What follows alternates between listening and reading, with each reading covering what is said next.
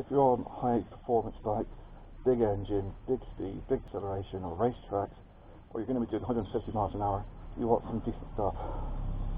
I don't do more than 100, but it's rare I do more than 100. I do have a habit of leaning, but I don't do more than 100 because I spend most of my time on A roads, so I don't really need to. So, two ways to do it. You put it straight on and slowly rotate the tyre. However, that's one way of doing it.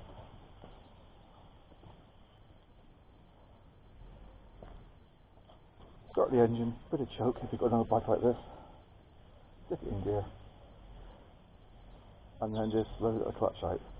This will make the back wheel rotate, obviously, if you're on a central stand.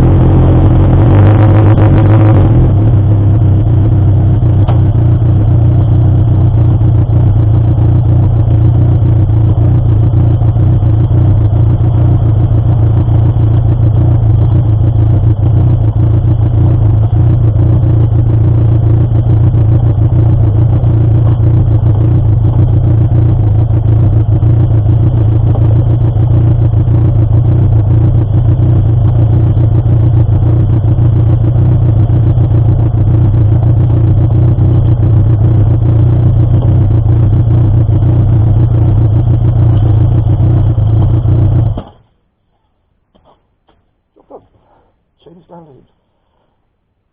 You've got a cardboard there for any drips. So I'm going to put up here and make it drips coming down from your front sprocket. This way you don't get any springs, any fling coming up onto the wheel very much. You will when you're riding. But this way, change is nicely splotchy. Catch any drips, which is why it's a good reason to have jump now.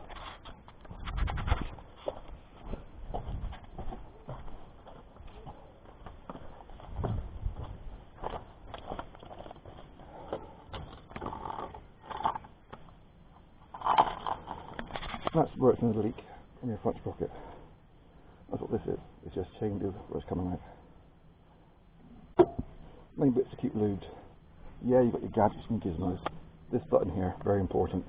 When that comes out, your bike won't go into gear. If it does, the engine dies. So make sure that stays WD-40'd or the cheapest equivalent. So that's it. Chain done.